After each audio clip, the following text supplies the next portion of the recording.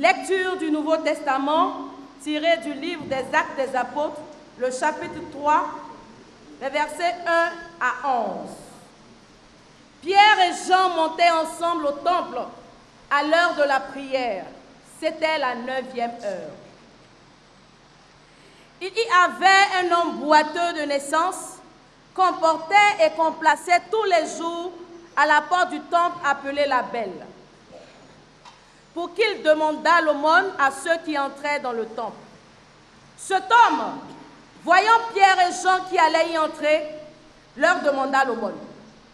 Pierre, de même que Jean, fixa les yeux sur lui et dit, « Regarde-nous. » Et il les regardait attentivement, s'attendant à recevoir d'eux quelque chose. Alors Pierre lui dit, « Je n'ai ni argent, ni or, mais ce que j'ai, je te le donne. Au nom de Jésus-Christ de Nazareth, lève-toi et marche. » Et le prenant par la main droite, il le fit lever. Au même instant, ses pieds et ses chevilles devinrent fermes. De son, il fut debout et il se mit à marcher. Il entra avec eux dans le temple, marchant, sautant et louant Dieu. Tout le monde le vit marchant et louant Dieu. Il reconnaissait que c'était celui qui était assis à la belle porte du temple pour demander l'aumône. Et il fut rempli d'étonnement et de surprise au sujet de ce qui lui était arrivé. Comme il ne quittait pas Pierre et Jean, tout le peuple étonné accourut vers eux au portique dit de Salomon. Seigneur, tu as les paroles de la vie éternelle. Donne-nous cette parole et que nous nous abreuvions à elle pour toujours. Au nom de Jésus. Amen.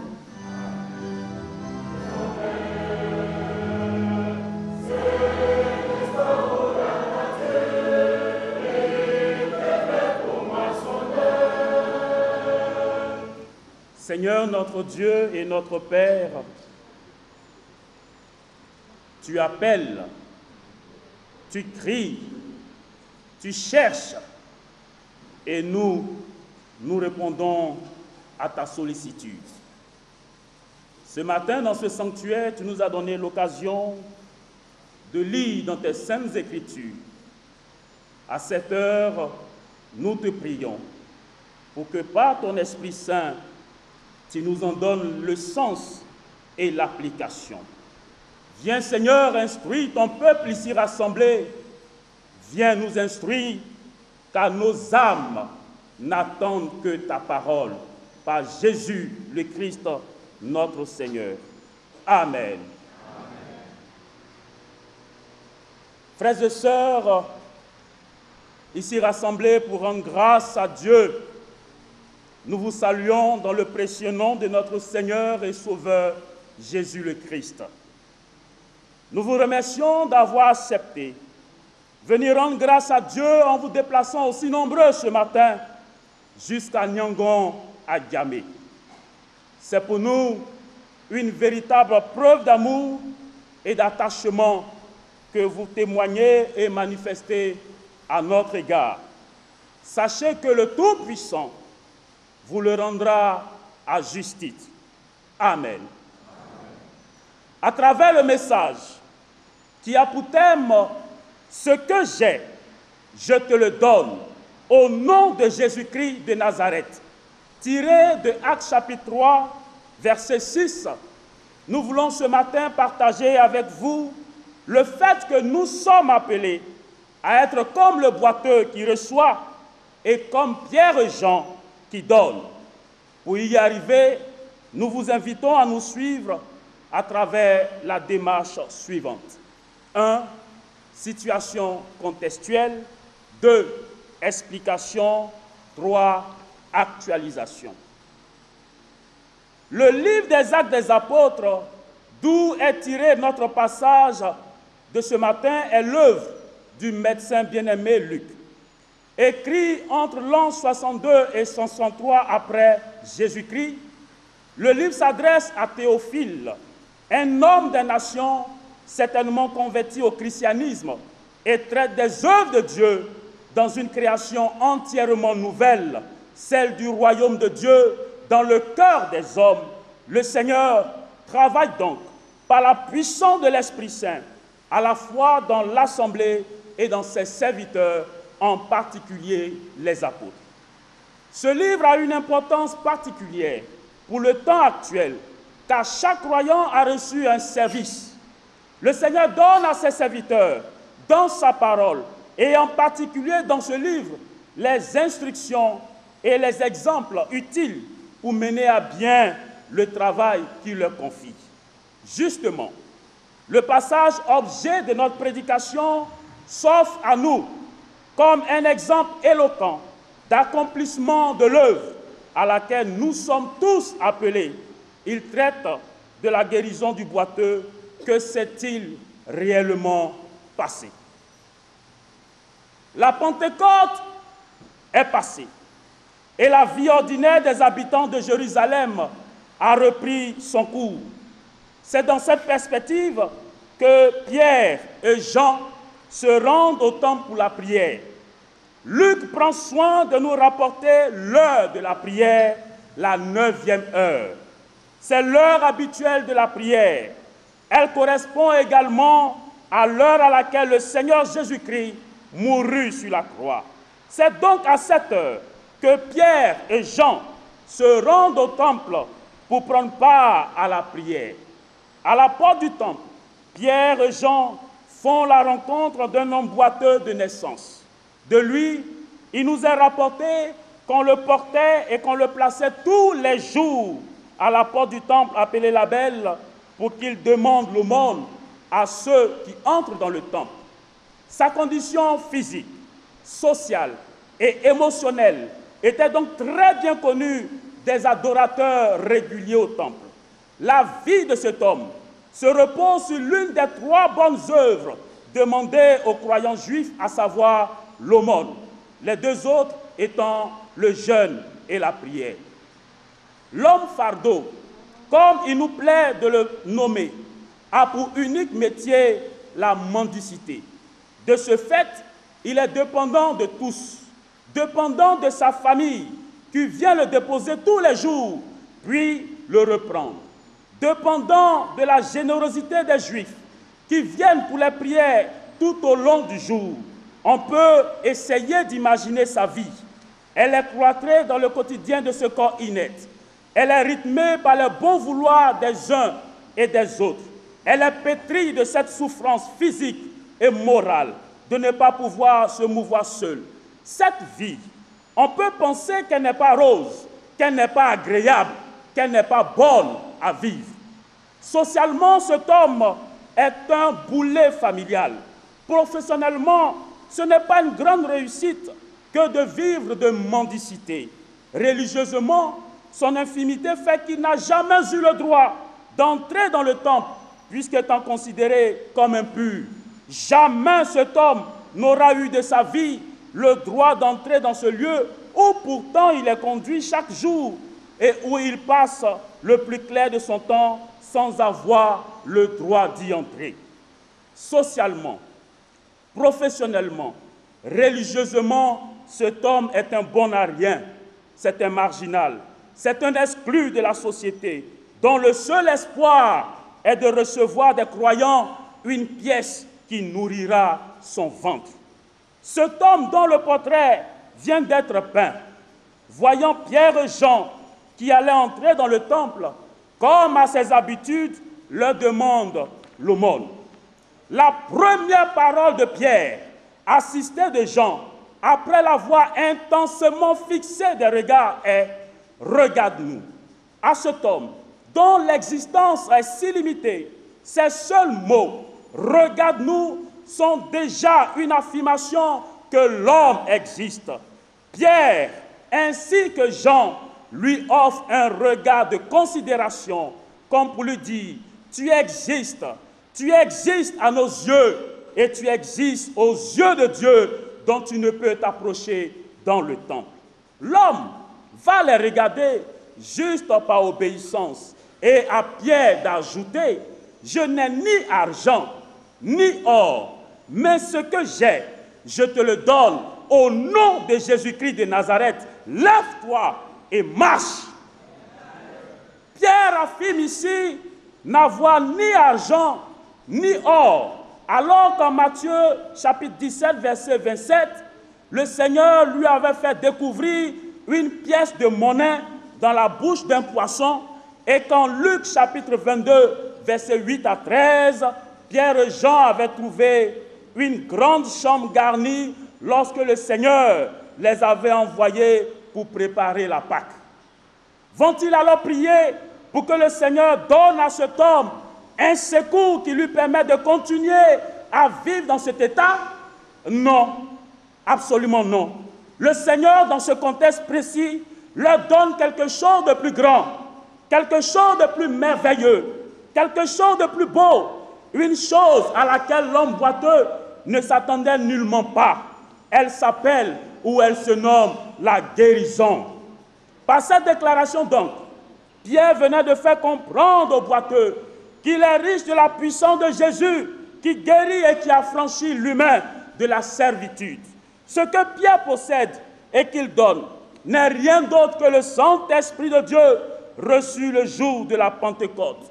En plus du regard et la parole, Pierre lui offre aussi le toucher malgré le caractère impur de sa personne.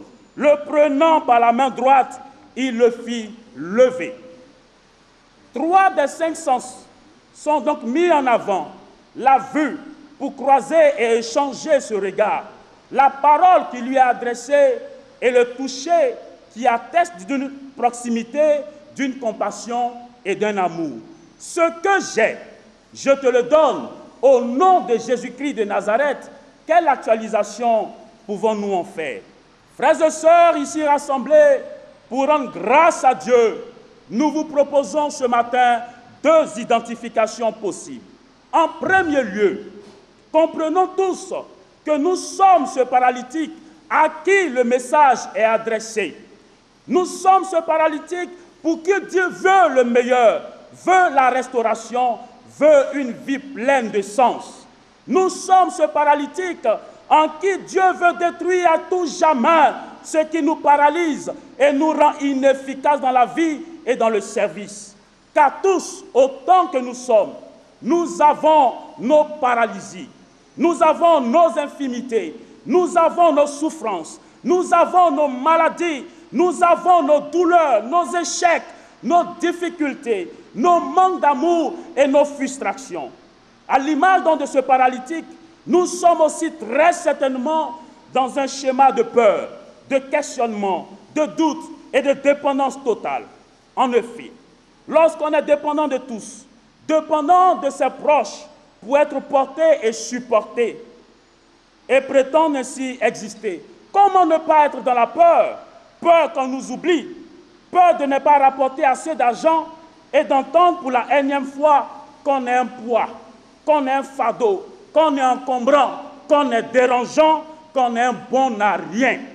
Frères et sœurs, nous ne sommes pas appelés à vivre toute notre existence dans un tel état d'esprit, dans la peur, dans la crainte, dans l'angoisse et dans le questionnement perpétuel. À nous interroger et à nous inquiéter sans cesse pour notre lendemain, pour la satisfaction de nos besoins de base, pour nos souffrances physiques, psychiques et émotionnelles. Le faisant, nous nous rendons plus handicapés que nous le sommes déjà. C'est pourquoi ce jour, le Dieu de Jésus-Christ nous dit à travers ce message toute sa compassion et nous affirme sa proximité d'avec l'homme, mais aussi chaque jour d'adoration, Dieu nous rappelle en communauté les mots de son amour qui relève et qui repositionne. Chaque fois que nous le prions, que nous lisons la Bible, Dieu veut nous dire et redire combien son regard est sur nous et combien il veut nous relever de tout ce qui nous pèse, de tout ce qui nous paralyse et de tout ce qui nous fait tant souffrir. Et ça, je crois que c'est le plus beau des cadeaux. Avoir Jésus-Christ de Nazareth dans sa vie, c'est sentir cette présence unique au milieu des épreuves et des difficultés de la vie. À l'instar donc du paralytique, l'humanité tout entière doit se réjouir de recevoir ce qu'elle n'attendait pas, Jésus-Christ de Nazareth. Bien-aimés, c'est à cette transformation de nos vies que nous sommes tous appelés, comme ce paralytique, mais aussi comme Pierre lui-même. Et quelle transformation chez Pierre! Pierre a connu l'événement de la Pentecôte. L'Esprit de Dieu lui a donné de passer de la peur à l'audace et de devenir ainsi témoin du ressuscité. Notre Pierre qui donne a été lui-même radicalement transformé par le Saint-Esprit de Dieu. Le don de l'Esprit que le Christ a promis, ce consolateur qui est simplement en présence de Dieu en chacun d'entre ceux qui l'acceptent, a toute la capacité de changer nos vies, de nous accompagner, de nous encourager, de nous guérir de nos maux et de nos souffrances, quelle qu'en soit la forme, quelle qu'en soit la durée, quelle qu'en soit l'origine. Dieu, ce matin, veut nous libérer de tout ce qui nous paralyse et nous rend improductifs. Au lieu donc d'être désespérés, au lieu d'être accrochés à nos souffrances, à nos échecs, à tout ce qui nous fait tant pleurnicher, réjouissons-nous de savoir qu'il y a un Dieu qui veut nous dire son amour et nous relever comme les disciples, comme le paralytique, en nous disant « Va, reprends la route, relève la tête ». Il y a toujours, et oui, toujours, des reconstructions qui soient possibles.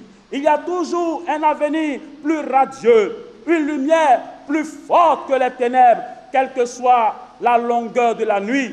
Il y a toujours le matin qui vient à se lever. Alléluia. Cependant, bien-aimés frères et sœurs, si chacun d'entre nous sait ce que l'évangile de Jésus-Christ et le Saint-Esprit de Dieu ont apporté de bien dans sa vie, je voudrais vous soumettre à la seconde réflexion. Cette bonne nouvelle, comment nous la transmettons dans nos vies de tous les jours? Comment nos regards sur les autres et sur la vie des autres ont été changés? Comment nos mains se tendent-elles vers l'autre? À quoi voit-on que nous sommes disciples du Christ? En un mot, comment passer de l'état de ceux qui ont reçu à ceux qui, au nom de Jésus-Christ de Nazareth, disent aux autres, ce que j'ai, je te le donne. Comprenons simplement, bien-aimés frères et sœurs dans la foi, que cette foi, cette force de l'Esprit, cette autorité qu'il a reçue du Seigneur le jour de la Pentecôte, Pierre aurait pu les garder pour lui, afin de se donner une certaine importance auprès des autres, pour se faire respecter d'eux, tout en se faisant appeler le prince, le chef, le coron ou le gourou. Il aurait même pu comparer ses dons avec ceux des autres, pour s'afficher tout en les méprisant et tout en s'appropriant tous les titres élogieux de notre temps et de notre époque, et comprenons que rien ne se serait passé, il n'y aurait eu ni miracle, ni témoignage, ni conversion, ni impact dans la ville. Mais au lieu de tout cela, Pierre, ce qu'il est, ce qu'il a, ce que le Seigneur a fait de lui, Pierre le donne, Pierre le mise, Pierre l'investit, Pierre le risque au nom de Jésus-Christ de Nazareth. Et de la part de Jésus, Pierre s'abaisse pour compatir à la souffrance du paralytique. Et c'est Jésus qui, par l'Esprit Saint, agit. Et c'est Jésus qui, par l'Esprit Saint, se manifeste. Et c'est Jésus qui, par le Saint-Esprit, répond à un besoin. Et c'est ce Jésus qui est ainsi glorifié. Cela est aussi vrai pour nous, frères et sœurs, dans le Seigneur. Quand notre foi s'inscrit dans le concret, s'inscrit dans le vécu, s'inscrit dans l'humain, quand elle rejoint les gens qui nous entourent, quand nous sortons de nos maisons pour rejoindre les gens de la part de Dieu, quand nous allons au-delà de nos connaissances théoriques pour vivre la foi dans la réalité, des miracles, oui, des miracles se produisent. Nous expérimentons ainsi la présence agissante du Seigneur et de son Esprit qui guérit, qui libère et qui restaure l'âme du pécheur. Et cette capacité, comprenons que Dieu l'a investi en chacun de nous. C'est pourquoi l'apôtre Paul dira, à chacun, la grâce a été donnée selon la mesure du don de Christ. Celui qui a agi au travers de la personne de Pierre agira au travers de nos personnes pour le salut de plusieurs âmes.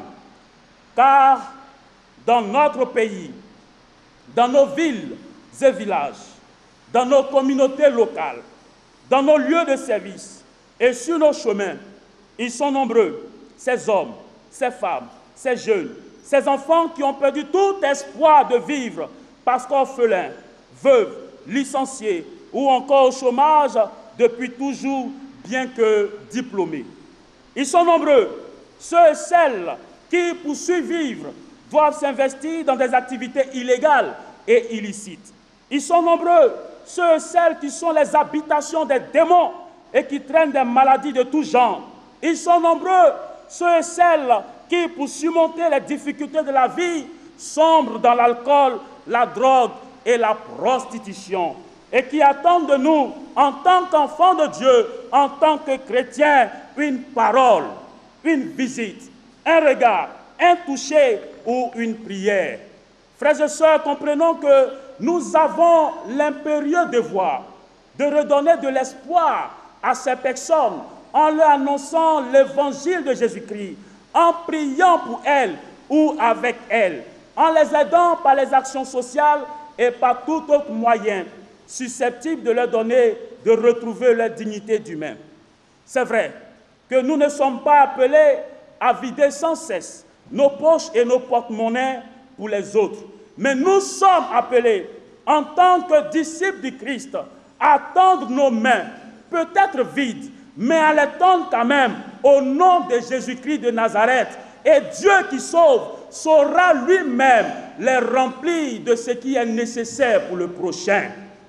Bien-aimé, pour ma part, je veux rendre grâce à l'Éternel Dieu qui, du milieu de mes frères, m'a tiré pour lui et qui fait du pauvre pécheur que je suis son humble serviteur, pour avoir porté sur ma pauvre personne son regard plein d'amour. Je crie et je crierai toujours Alléluia, et affirme par la même occasion que pour toujours ma vie est consacrée à l'Éternel Dieu. L'aspiration la plus profonde de mon âme est d'être toujours rempli de son Saint-Esprit et de renoncer à toujours à un ministère de pauvreté et d'improductivité. Car je réalise que cette œuvre noble, cette œuvre extraordinaire, sans la force de Jésus en moi et dans ma vie, rien, oui absolument rien ne peut être fait. Ainsi donc, avec son Saint-Esprit en moi, sa compassion dans mon cœur, sa bonne nouvelle dans ma bouche, que vivement mon bras vienne encore et encore en aide à plusieurs, ici et partout ailleurs, et cela jusqu'au dernier jour de ma vie. Comme Pierre, je te donne ce que j'ai reçu du Seigneur. Au nom puissant de Jésus le Christ, lève-toi de la maladie, lève-toi de la stérilité, lève-toi de l'infimité, lève-toi du célibat, lève-toi de la pauvreté, lève-toi de l'échec, lève-toi de tout ce qui te fait tant souffrir et marche pour la gloire de Jésus. Ce que j'ai, je te le donne au nom de Jésus-Christ de Nazareth. Que conclure? Retenons que le Seigneur Jésus, par son esprit, est toujours à l'œuvre pour le salut de l'humanité. Chacun de nous est exhorté à savoir lui faire confiance pour l'invoquer chaque fois que nous passons par des temps de difficulté. Mais aussi, en tant que disciples du Christ, Dieu nous recommande ce matin que ce que nous avons, ce que nous possédons, donnons-le aux autres, sans toutefois nous comparer à ceux qui nous entourent, sans toutefois nous laisser freiner. Ainsi, nous verrons l'œuvre du Seigneur au travers de nos personnes et au travers de nous chez les autres. Alors, ce sera notre joie, ce sera une bénédiction pour ceux qui reçoivent nos services et ce sera pour la gloire de notre Seigneur et de notre Sauveur Jésus le Christ. À qui soit toute gloire pour les siècles des siècles.